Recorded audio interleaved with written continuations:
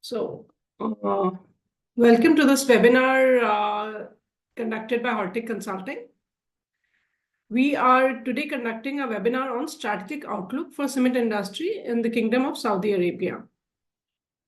In this webinar that we are conducting today, we will take you through various aspects of cement industry in Saudi Arabia, starting from a country overview to what industry looks like, a small snapshot, to what the demand and capacity is like, what are various market characteristics from market shares to prices to product mix, what are the basic input material availability for cement industry in the country, what are the key challenges, opportunities, and future outlook is what we will conclude with. If we look at Saudi Arabia as a country, it has a GDP of over $1 trillion, which makes it 19th largest economy in the world. Saudi Arabia is also a member of G20 and OPEC Plus, OPEC in this thing, which makes it a significant presence in global economy and, of course, on the oil market.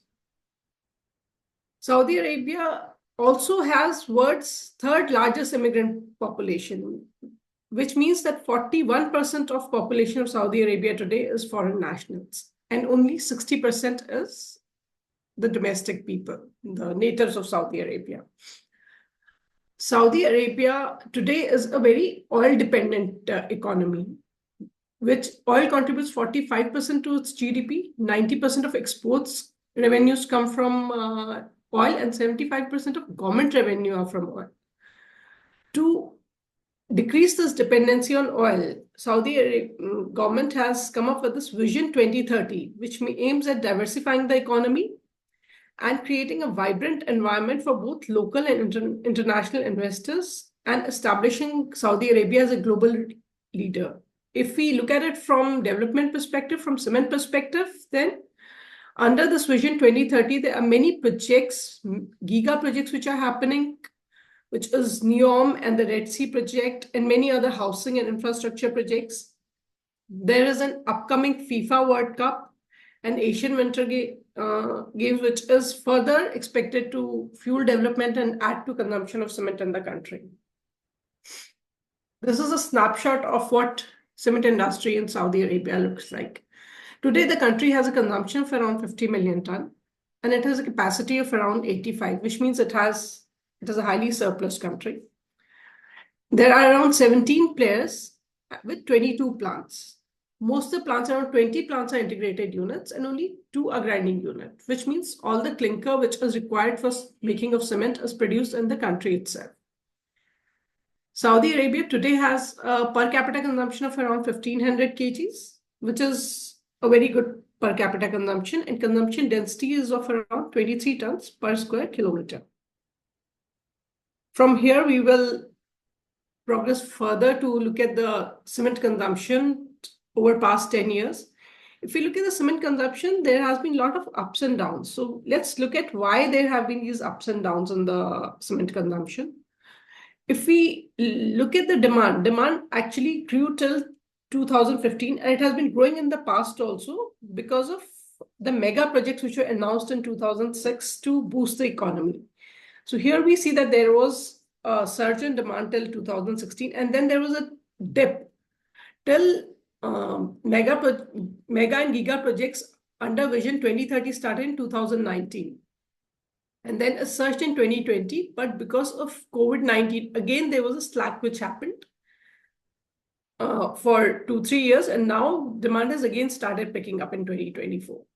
So if we look at past 5 years, demand has been growing at 3%, and we expect that future, the demand will keep on growing as Saudi government has a very strong emphasis on Vision 2030, and they're planning to a lot of development programs in the country. These are some key demand drivers in the country. Can you show the number of units already existing? Can you go back 2 slides back, please? Can we take the questions at the end of the sessions, please? Sure. Thank you. So if we look at the key demand drivers in the country, The main demand drivers are the giga projects which are announced by the country, which is the NEOM project and the Red Sea project. There's King Salman Park, which is coming up, which are all under government's Vision 2030. Then there are projects which involves housing, tourism, infrastructure, industrial zones. All these are expected to result in a lot of consumption of cement. And Saudi Arabia also plans to build around 1 million affordable housing units by 2030. There is a lot of funds allocation towards infrastructure development, which means roads, airports, ports, and other networks. There are urban expansions which are happening across the countries. Then, like I said, there's a FIFA World Cup 2034, which is planned in the country, for which around 11 new stadiums will be built. The old ones will be refurbished. Apart from that, there'll be new roads, hotels, the existing infrastructure also will be planned. So all these things are expected to add to the cement demand in the country. Here we're looking at the future demand forecasts. We have looked at how the cement demand has moved with change in GDP projections with time. We've done time series analysis. We have looked at the population projections. Apart from that, we've also looked at the cement demand, which is expected to come from giga projects. So we are expecting that under the most likely scenario, the cement demand should grow by around 7%. And over next 4 or 5 years, it should, by 2030, it is expected to reach around 73 million tons from around 50 million tons in 2024. Now, this is a snapshot of cement capacities in the country. If you look at the cement capacities, there are cement capacities in central region, which is around 22.5. There is cement capacities around western regions, which is around 22.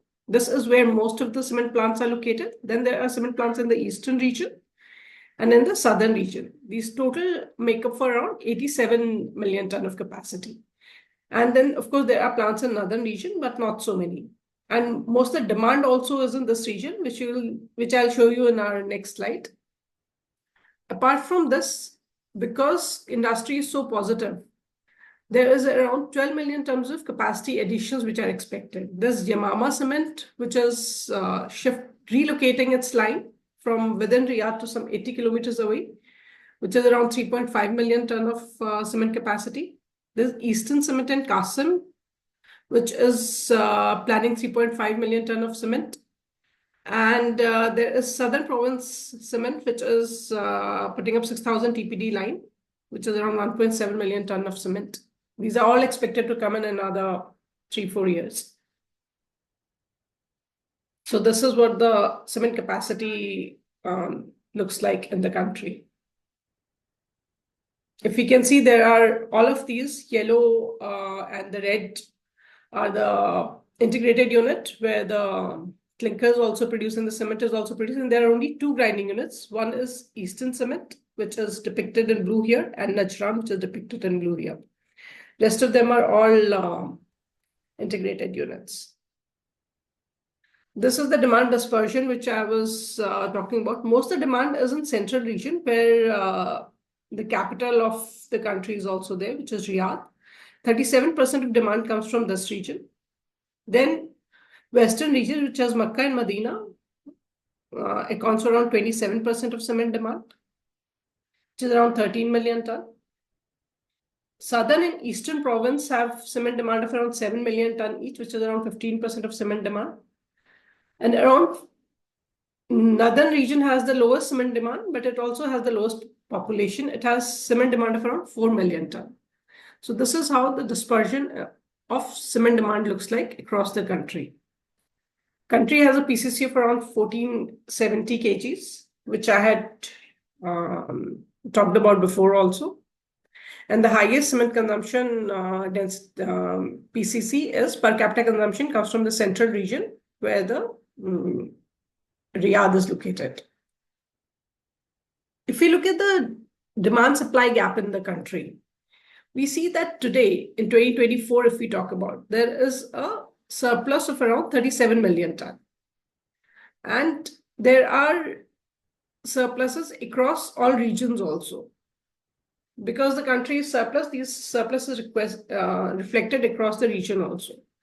And these are the future projections. If we look at the future projection, the surplus is expected to remain, although surplus is expected to come down from 37 to 26 million ton.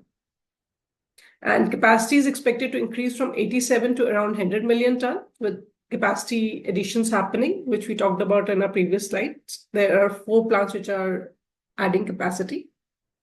And demand is expected to go from around 50 to around 73 million ton. So this is what the demand capacity balance in the country looks like. Now, this is the market shares in the country. There are around 17 players, which makes it a slightly fragmented market. But if we look at top 5 players, Yamama is the market leader, followed by Southern Cement. And then there's Saudi Cement, Qasim, and Yanbu. These 5 players put together account for around 50% of share. And rest 50% of share, which is here, is with rest of the 12 players. So these 5 players basically dominate the market, capturing almost 50% share. If you look at various other aspects, market characteristics in the Saudi cement market, we'll see that most of the cement consumed is the OPC cement, which is 70% of the cement consumed. Then sulfate-resistant cement, SRC, is 20% of the cement. And only 10% is PPC, for which they use natural pozzolana. And most of the cement is produced in the western belt of the country, where the pozzolana is also found. So cement plants located in the western region are the ones which are producing PPC. And PPC percentage in the western market is also higher, which is around 30%. If you look at the packaging, then most of the cement which is sold is in bulk form, because there are big projects and those projects prefer buying cement in the bulk form. So 65% of the cement which is sold is in bulk form and only 35% is in bagged form. If you look at the customer segmentation, there are RMC players, there are retailers, there are distributors, there are block factory manufacturers. 40 to 45% of the cement is sold directly to the end users by the cement companies, and 55 to 60% is sold through distribution channel. Company sells it to one channel partner, and then they further sell it to the main final customers of the cement, final consumer of the cement, I would say. The prices in the cement market, these are prices for bulk OPC delivered at various parts of the country, is in the range of 180 to 225 riyals per ton, or around 50 to 60 USD per ton. Prices are highest in the western region, which is around 200 to 215 riyals per ton. PPC is typically priced Riyal 10 lower than OPC, and SRC is priced 15 to 20 SAR more than OPC. Saudi is a country which is well located to export to various parts of the world, and it is and today it exports around 6.5 million ton of both clinker and cement. It exports more clinker than cement. Around 2 million tons of cement was exported, and around 4.5 million tons of clinker was exported. Saudi caters to various markets, from Bangladesh in Asia to Mozambique and Ghana in Africa, to Yemen, which is right next to it, and Jordan. And it also sends cement to, and some clinker also, to countries in Europe also. As far as imports are concerned, there are negligible import of cement or clinker in Saudi Arabia, because Saudi Arabia has a big industry and it has a lot of domestic production. So naturally, there is no import of cement into the country. We are looking at, in this slide, various input materials which are required for the cement industry. The most basic things required is the limestone. Then we require various correctives with the limestone to help us make cement clinker. And then additives like gypsum and pozzolana are required. If we If we look at the limestone deposits, there are limestone deposits across the Red Sea coast, where Arabian Cement, Yanbu Cement, Tabuk, all these cement companies are located. Then there is central region near Riyadh, where major deposits are there. Then there is Eastern Province, where Saudi Cement and Eastern Province Cement are located. There are cement deposits here. And there are some cement deposits in the northern region also, where Alchof Cement and Northern Cement Company are located. There is clay, sandstone, and iron ore, which are used as correctives typically with with limestone for clinker production. These are also available in significant quantity across the country. There is gypsum, which is used in cement making, and gypsum is available in around the Red Sea coast, in the Riyadh area, and in the Arabian Gulf. So these three places, there is natural gypsum also, which is available. Pozzolana, as I talked before, is mostly available near Medina. So it is plants near this region which basically produce PPC. There are some plants on the other regions also which are producing PPC, but they're taking the pozzolana from this region only. So plants located in this region produce a lot of PPC as compared to plants in the other region. We will look at various challenges faced by the industries in Saudi Arabia. As on date, the one and the most important challenge was faced by the cement industry in Saudi Arabia is reduction of CO2 emission. Under the Saudi Green Initiative target, which is part of Vision 2030, government plans to reduce CO2 emission by 278 million tons per annum by 2030. And as a part of this effort, all cement companies are required to convert from HFO to natural gas by 2027. Shifting from HFO to natural gas is expected to decrease the CO2 emission by around 27 to 30%. Whatever would be the cost of conversion of fuel from HFO to natural gas is fully funded by the government. Typical time required for this conversion is around 1 year, and companies would need to shut down their plants for around 30 days for the switchover to happen. This switchover is good for the companies also because it is expected to decrease the OPEX by 10 to 15%.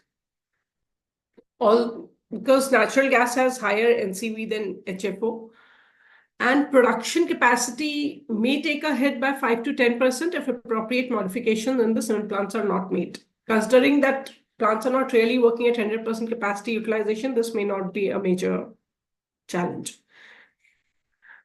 Companies, as a part of this green initiatives, companies are also required to switch to using AFR rather than traditional fuels. As on date, companies have a target of, most of the companies are aiming to have 10% thermal substitution rate, in which they are using soot powder, and they're also trying to use palm tree waste for this as AFR. Again, as far as power is concerned, now all the companies had HFO-based CPP, which will now be shut down, and power will be provided directly through grid by the government. And it is expected that power will be available at a similar rate as they were getting from their own CPP. Plants in Saudi Arabia, many do not have WHR-based power plants. So now a lot of plants in Saudi Arabia are also moving towards putting up waste heat recovery-based power plants. This is all a part of green initiative and sustainability, which is the focus of Saudi government for the years to come. Now, these are the, in conclusion, we are talking about what is the future outlook and what are the opportunities for the companies. If we look at the future outlook in terms of demand, then Saudi Arabia is expected to have a robust demand, riding on the giga projects under Vision 2030. And of course, the upcoming FIFA Cup and Asian Winter Games is also expected to add to the cement demand, which will be coming from the country. If we look at the capacity utilization of the country is around 65%,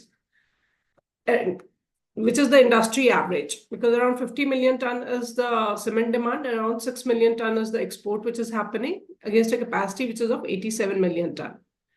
But if we look at regionally, then central plants which are located in central region are typically working at a higher capacity utilization than, say, plants which are located in southern or northern region of the country. The western and eastern region plants are also have a better capacity utilization than southern and northern region plants, although not as good as the central region plant. This is the average we are talking about of the plants in that region. The companies are, although there's a lower capacity utilization, but cement industry is very positive about the outlook of the country with expected projects and demand coming from various projects. So around 12 million ton of capacity addition is expected over the next 4 to 5 years. Now, like we were talking about the green initiative, further to the green initiative, government is planning that by 2060, they'll have net zero emission. Net zero emission would mean that there will be new energy sources, improved energy efficiency, and developing carbon capture and storage programs, which across the country, all industries would be required to contribute to it. Cement players would have to start using AFR more than they have done before. Maybe aim for, to start with, they're aiming for 10% TSR.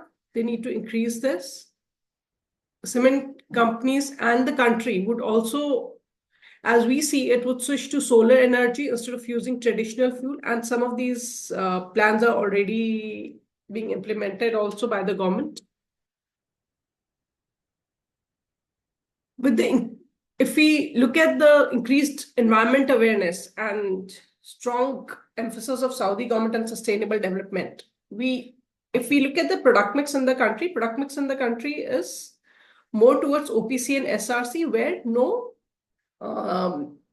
additive is added. Only 10% is PPC. But we expect that as we go further, there is trend towards greener cement, which leads to low carbon production. So there'll be more percentage of cement like fly ash based or slag based cement, which will be coming into the market. Going further, companies are also expected to integrate forward. Like Saudi Arabia, they are encouraging use of precast concrete and modular construction so that projects can be executed faster. And there's also a bit of green energy emphasis on this. So we expect that cement companies have an opportunity to integrate downstream into prefab manufacturing. There are many cement companies which are already entering into RMC business, and we expect this to continue happening in future. We expect this trend to continue because all the companies would like to capitalize on the increased cement demand from large projects. Export is also one thing which companies can do to increase their capacity utilization because it's a surplus country. Companies may set up terminals. There's an opportunity for companies to set up terminal near the ports because country is really developing all the infrastructure near ports and in the country also so that exports can become higher. And if we go further, we see that cement industry in Saudi Arabia is slightly fragmented with 17 players. So industry may see consolidation with M&As happening. For the first time, there was a merger in Saudi Arabian cement industry, which happened between Qasim Cement and Hal Cement. City Cement has also reached an agreement with